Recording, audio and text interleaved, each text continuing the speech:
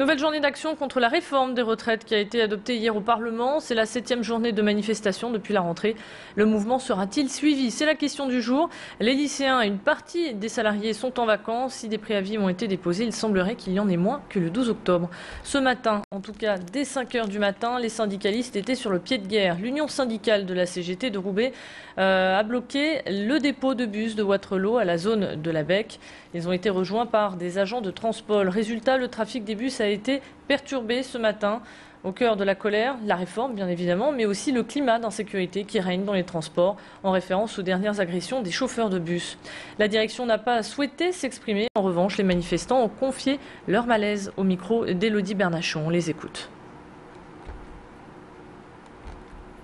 Sarkozy dit que les actions sont finies parce que la loi a été votée. Or, c'est pas fini, mais c'est ce qu'on essaye de nous faire croire. Donc, on fait voir à la population notre soutien aussi aux camarades qui sont en grève continue depuis plus de 10 jours. On est solidaires, parce que le gouvernement a quand même fait le sourd. Et je suis content de voir ça ce matin quand même, parce que ça prouve au moins qu'on est tous unis, tous les syndicats.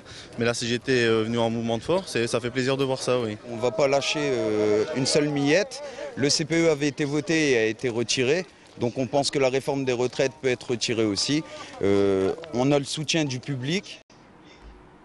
Le trafic est revenu à la normale. Les manifestants ont levé le blocage dans la matinée et ont pris la direction de la mairie de M. D'autres blocages ont eu lieu ce matin, notamment dans la zone de la Houssoie, à la chapelle d'Armentières, une action qui a perturbé la circulation sur la départementale 222.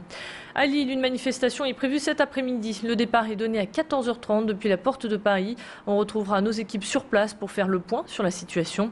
Comment sera également organisé le comptage des manifestants? Après la polémique des chiffres qui divergent entre syndicats et police, nos équipes se plongeront au cœur du dispositif policier.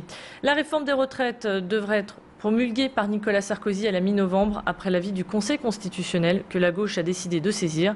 La première secrétaire du PS, Martine Aubry, manifestera, elle, à Paris. On fait le point donc sur vos prévisions SNCF. Encore une journée difficile pour les voyageurs.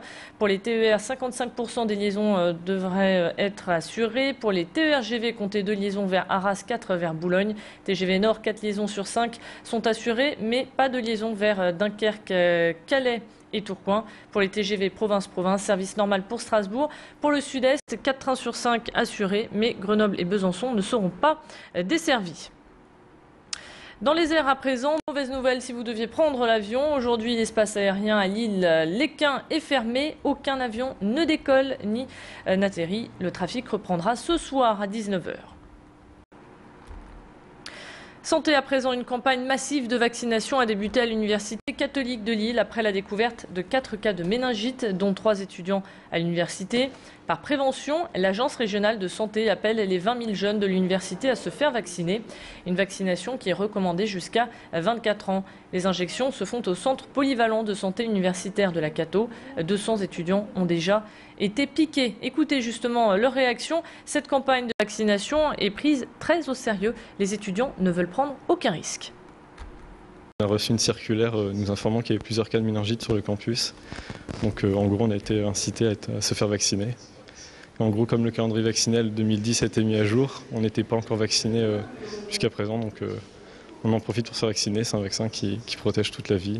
Je suis dans une année importante pour moi et j'ai pas envie d'être malade cette année. Et comme je connais les risques de cette maladie, je préfère me faire vacciner. Je me suis vacciné parce qu'on est dans une année un peu... on doit beaucoup travailler, donc pas prendre de risques. Voilà, on a fait le vaccin pour la grippe A. C'était un peu bête de ne pas faire celui pour la méningite.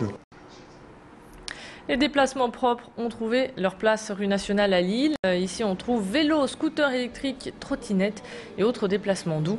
La surface étant de près de 1000 m², vous avez donc même la possibilité de faire quelques essais sur place. Le nom de ce nouveau magasin, Altermove, c'est le dernier concept développé par le groupe Noroto.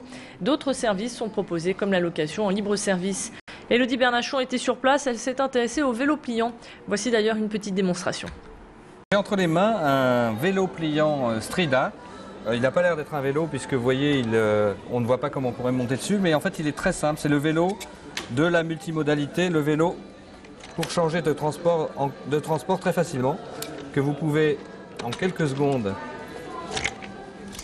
installer et enfourcher à la sortie de votre bus par exemple. C'est un vélo que Transpol accepte pour les transports en commun et qui vous permet d'aborder la ville de manière rapide et efficace, simple et économique. Ils ont assuré hier sur la pelouse du Stadium. Les Lillois ont le sourire. Ils ont battu Caen 4-1 en 8e de finale de la Coupe de la Ligue. Une victoire qui leur donne du baume au cœur après leur défaite face à Lyon et Marseille en Ligue 1. À présent, le club nordiste fait partie des favoris de la compétition. Les buts lillois sont signés Cabaye, Gervinho et Hazard. L'unique but de Caen a été inscrit par Yatabaré. Les buts se sont enchaînés du côté lillois avec l'expulsion du Canet Benjamin Nivet dès la 38e minute. Réaction à présent du milieu de terrain Ludovic Obraniak à la sortie des vestiaires. On l'écoute. Ce soir, la réussite était avec nous. En plus, on a été aidé avec cette expulsion puisqu'on a joué avec un joueur de plus. Donc voilà, tout bénef pour nous. Nous, l'important, c'était la qualification. Peu importe comment, la manière, l'important c'était de se qualifier. Bon, ce soir, on passe au tour suivant et en plus avec la manière. C'est le moyen le plus court pour nous de retourner en Europe l'année prochaine. Donc on va pas se gêner, d'autant plus je pense qu'on a l'effectif pour jouer cette compétition cette année. Donc il serait vraiment dommage de la laisser de côté. Et puis il était important aussi de casser la dynamique négative par rapport aux 2 matchs contre Lyon et Marseille. C'est la fin de ce flash. À suivre votre météo.